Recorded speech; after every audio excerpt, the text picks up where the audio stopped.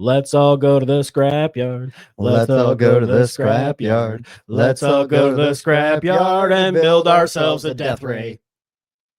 You guys know who the goat is, don't you? Who? I'm the goat. I'm the goat. I'm the goat. Hey, stop eating stuff, Bob. Bad.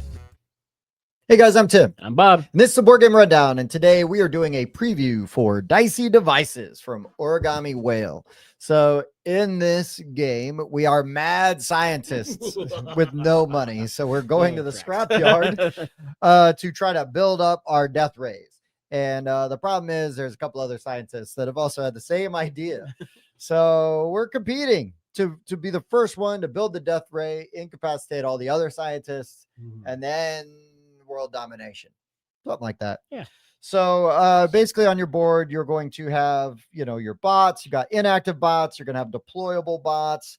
That's just going to be sort of the difference, but your available workers, and towards your supply. Yeah. And then the basically. workers in your supply, right? You're going to have a scrap track, which scrap is basically the currency of the game. You're going to also need that to potentially revive yourself in case you get shot with somebody else's death ray. Then you're also over on the other side of the board. You're going to have like your wild shot. You could fire your laser. You've got shield generator and then a battery over here. So on your board, you've got a grid of 1 to 12. And on your turn, well, first thing you're going to do is you'll just check to see if you need to revive. So if you need to revive, you can roll doubles. If you roll doubles, you get up. I've thwarted death. But if you don't roll doubles, you can choose, if you have it, to spend 6 scrap, and now you're standing back up. If you are not, if you are incapacitated, you will skip the next phase, which is blast. So during the course of the game, we're going to be getting these different devices and mods, and things like that, and these all these different modifications and things that are going to go in this tableau. And as we create different sets, so like 3 of a kind, 4 of a kind, four devices of different colors, and 5 devices of different colors, that's going to allow you then to power up your blaster. So you've got your death ray here. So at least one set, it now becomes active. Without any sets, it's down here. So then you're going to mark off whatever sets you have, and then for each set you have, you can fire off a shot. So in that blast, you're going to target, for each blast, one of the other scientists at the table. So because the goal is the game ends when there's just one person standing. You're not out of the game. You're never out of the game, but you could be knocked down. Which get back up again. Which then gives the other person an opportunity to win, right? If you can knock everybody else down. So depending on how many sets is going to determine how many shots you get, the blast is, and how many shots you get. Yes. So, and it's a competing die roll at that point. So it could be, if you've got the nuke blast, you're going to roll a D12 versus their D6. They always roll a D6. Then if you roll the higher number, you hit them, and they either lose a shield or they become incapacitated. If you're playing in a 2-player game, basically what happens is, if they're out of shields, you're going to try to do that revive right away. Because it is the minute you're the last one standing. So in a multiplayer game, more than 2-player game, it's a little harder to pull off, right? But in that, like when Bob and I played it, and it's like if I'm shooting him, trying to knock him down, he knocks me down. Well, now I didn't have enough scrap to revive myself, so I needed to roll doubles to stay back in the game. And you didn't. I didn't. Then the next phase you're going to do is you're going to do your lab phase. So you've got all of these numbered spots. You might have some devices in there, which are going to give you extra abilities. You also have this pocket battery. So in the pocket battery, you're going to pick the side, whether you want a bot or a scrap. You're going to assign it to one of these. That is going to guarantee that device activates no matter what dice you roll. And then also if that if that row activates, that's the resource you will gain. Yeah. Then you're going to roll your 2 dice. These aren't the right ones. Technically, it would be those, but they're the same. Yep. You're going to roll your 2 dice, and you can either tally them together. So a 9 and activate this row, or I could put a 5 and a 4, and I can activate here. So from the number to the left, so I could activate these 2 and these 2. And first, you're going to gain the resources shown. So I'd gain a bot and a scrap. So that'd be a bot and a scrap. And then here I gain a bot and a bot. So a bot, and if I had another bot to put up there, another bot.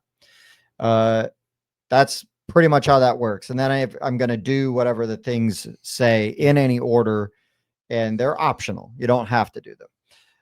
Then we go down to the collecting phase. So now over here is the scrapyard board, and you're going to have assign your dice out there. Yeah, you're going to activate the areas that with the numbers that are showing. So, and then we will start with the lowest number, right? So 4 would activate if we had any bots here. Let's just say I had 2 bots here. I'm the dominant player, so I could pick, because I have the most. I could pick to either buy this card for the scrap value shown, or I could just gain a scrap. And then once I do that, I've got to pull one of my bots back to my inactive space. Then we do the same thing over here. There's a tie between Bob and I, except he has his Igor there, so he is winning. So then he will get to either buy or gain scrap, and then I will do whatever's left. Correct. And then we would each pull either, well, he would have the option of pulling either his Igor or his bot. I would pull my bot away. Igor. And then whoever bought the card is going to put it in the leftmost spot on any of the rows on their board.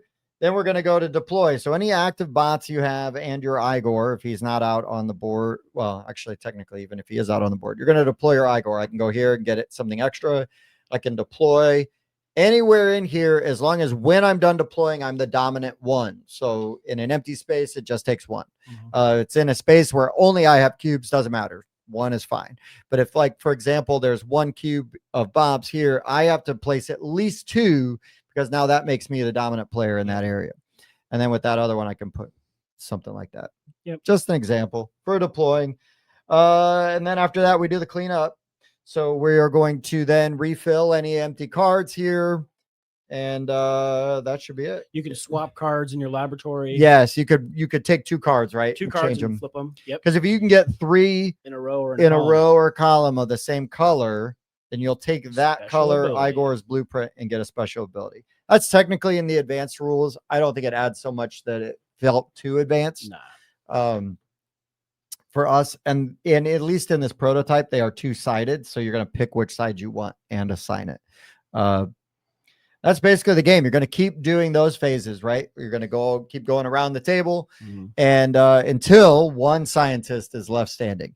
There's all kinds of ways you can interact with the other players' boards. Like if you have a 12, you can do a wild shot, so you could fire off a shot, and then what you're going to do is you're going to roll a d6, and you're going to hit that player's board somewhere. And if it doesn't hit if it hits an empty spot, it doesn't do anything. But if it hits a spot with a device, that device gets destroyed. Nice. Just a couple things like that. There's like a battery location down here. You could use that to power up an Do different things. unactivated Card card device. So if a card was activated by having a die placed in that row, you cannot do it again. But if that card wasn't activated, you could spend a thing and do it. Just kind of like the pocket battery. Yep. That's basically the game. Yeah. So Bob, give us some of your thoughts on Dicey Devices. Yeah. So first of all, these player aids are fantastic. Let's hope they don't change that. Yeah, let's right? hope they don't change. This is a prototype. but I don't know why you would downgrade and not do these, because these things are fantastic. So they're double-sided. It's got the big overview, tells you how to win, and a turn summary, which is always helpful. And then on the back side, it has a breakdown of each phase and a little bit more detail. And if you want even more detail, it has the page numbers of where Love that's in it. the book. It's fantastic. Love it. Yeah. Anytime anybody does that, it's super smart, super helpful, and very much appreciated. So Tim, you asked me, how are these colors for you? That's a great question, Tim. Yeah.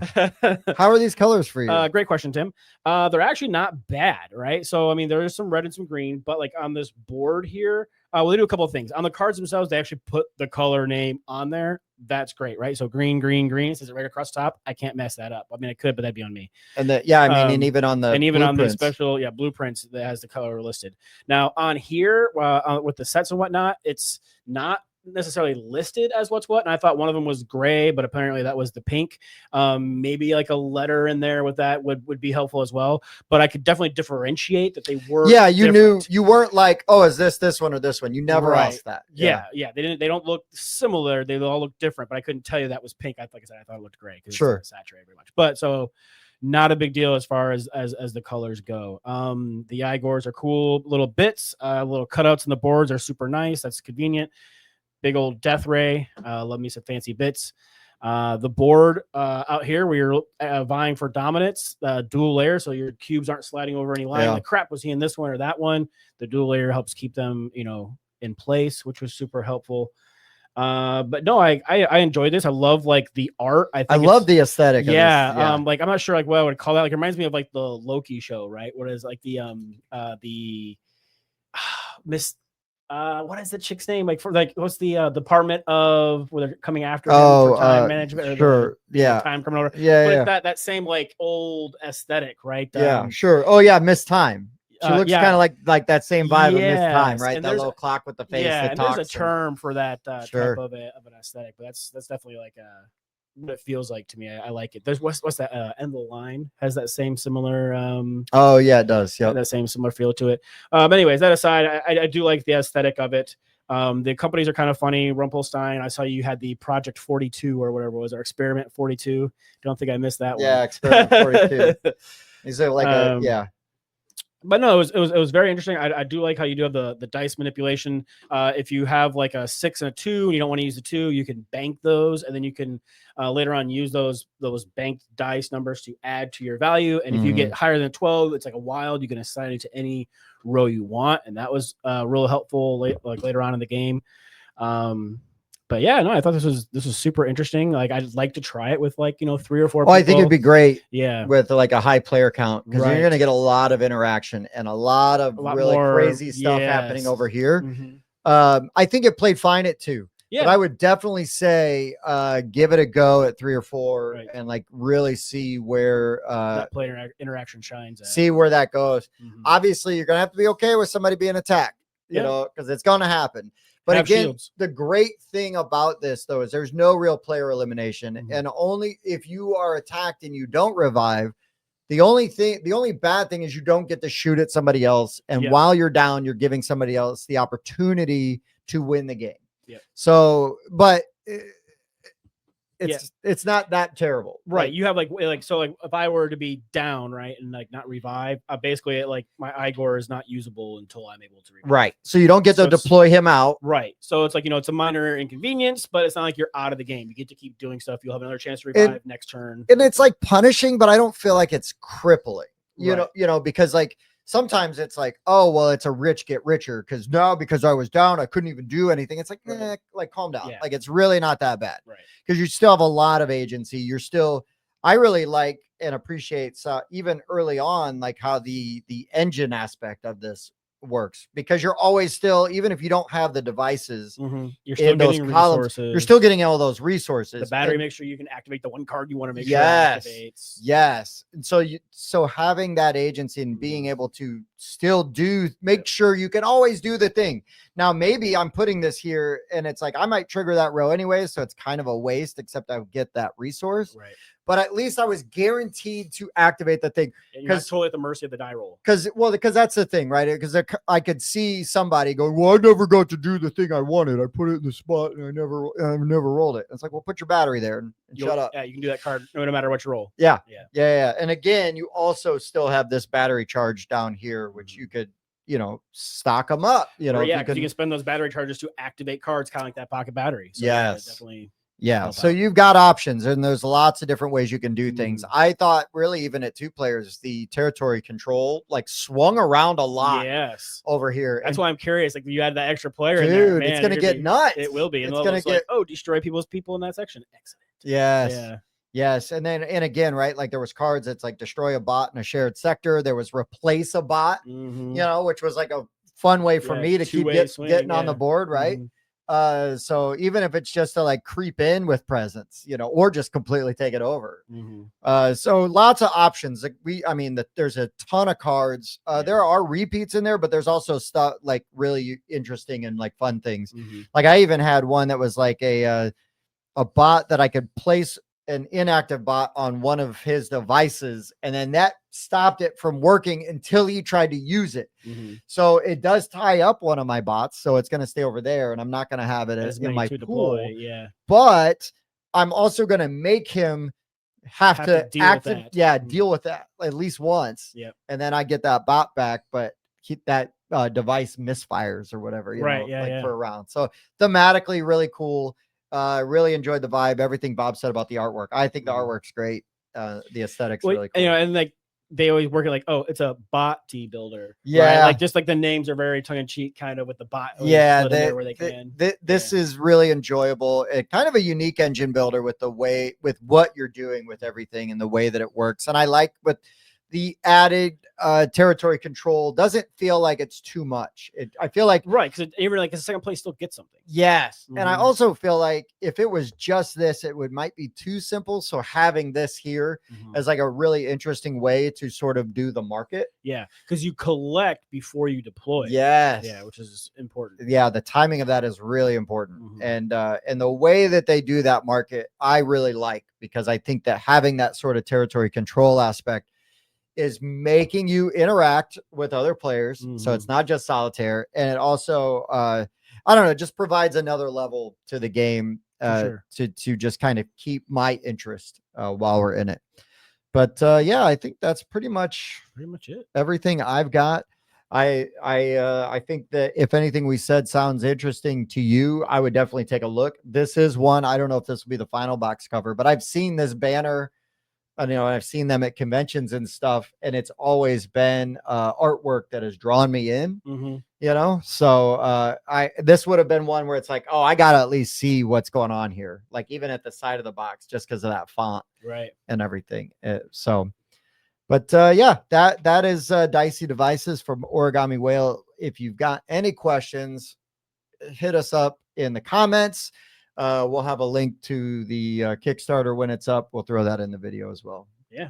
Anything else before we sign off? I don't think so. Right on. Well, good luck building your Death Ray. And from the Board Game Rundown, I've been Tim. Bob, do you like to party? I do like to party. I also like to party. I like to party. A 7.3. This is a great party. Repeating. We should party more often. Heating. I do like to Heating. Okay. I also like to party. I also like to party. I like to party. I like to party. We should party more often. Okay. This is a great party.